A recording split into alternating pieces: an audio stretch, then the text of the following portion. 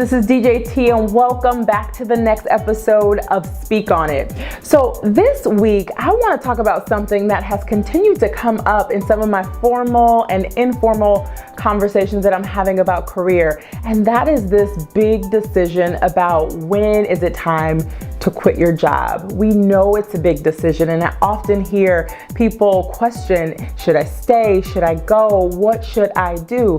And so I'm gonna leave you all with 3 questions that you should ask yourself if that is something you are considering. Now, before I get to those 3 questions, I think it's important to just state the obvious, right? That we spend most of our waking hours at work. And so if your job is making you sick and nauseous, if you hate your boss, if you happen to, all of a sudden get sick every Sunday before the Monday you have to go to work, or if your company is doing some massive downsizing and reductions and you have no job security, that's a pretty simple and easy decision. You probably should be looking for something else real soon. But most of the people that I talk to, it's not that cut and dry. So if it's not that cut and dry for you, consider these 3 questions. The first question is, are the problems fixable? Even as you unpack that, can you even articulate what the problem is? And have you had a conversation with your boss or management to try to fix the challenge that you're perceiving, right? I think it's so easy to just quit as opposed to working through a problem, right? And so if you do have the ability to work through the problem, it is such an invaluable skill set to develop, because every organization is going to have challenges and issues, and they're going to be looking for people to be able to solve those complex problems. And so why not try to invest that in the organization that invested in you? And I almost guarantee you that the organization that you're working with doesn't want to lose you. The cost and time of turnover is something that really sets an organization back. So I strongly encourage you to articulate the challenge and try to find a solution for it before making a decision to move on.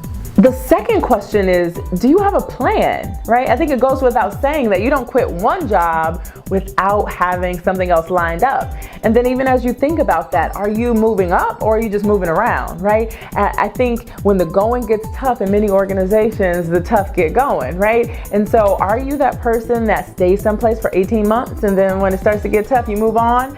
Because if you are creating a narrative for your resume that you're gonna have to explain eventually. And so I want you to be thoughtful about that. Do you have a plan? And make sure that that next move is a role that is going to be more challenging or offering you a different skill set that complements what you already bring to the table. And the last question I want you to think about, and this one requires some self-reflection, and that is it you or is it the job? And it's interesting because life happens, right? You may go through family issues, health issues, relationship issues, finance issues, all kinds of things that will stir up some things inside us. And when that happens, we project often to those around us, specifically work, and all of a sudden you're in a job that you no longer like. And so the question is, did something change in the job or in your management or in your projects, or is it you? Because at the end of the day, no matter where you go, there you are. And so you can quit your job if you want to, but you're gonna follow, right? Those problems are gonna follow you wherever you go because they're right inside of you. And so the better option is to do that self-reflection and figure out what's happening inside of you before making a big decision to uproot your relationships, your career trajectory, to find something and start all over.